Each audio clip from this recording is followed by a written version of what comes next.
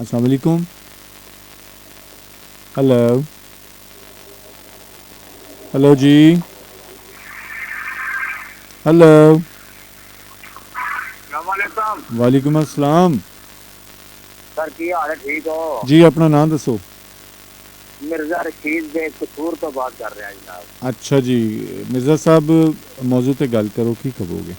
जी sir मौजू ये है कि मैं ते हर ये कोशिश करो कि एक हकूकुल इबाद सब तो अगे है। अच्छा नहीं, ये अकवाले जरी नहीं, तुसी अपनी गल दसो, अपनी अंदर दी गल दसो, हाँ ये जी सारे मैं नूं पता। यही गल का इस पासे आ रहा सर। हम्म। हकूकुल इबाद हकूक अल्लाह तो बेहतर है जी। कोशिश करो कि इंसान नू किसी इंसान तो दुख ना पहुंचे।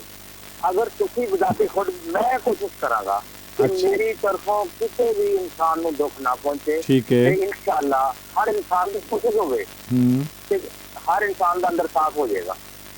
अच्छा गल है अंदर साफ करने की। ठीक हो गया जनाब, तुसी तरीका दस्सिया जी अंदर साफ करन दा।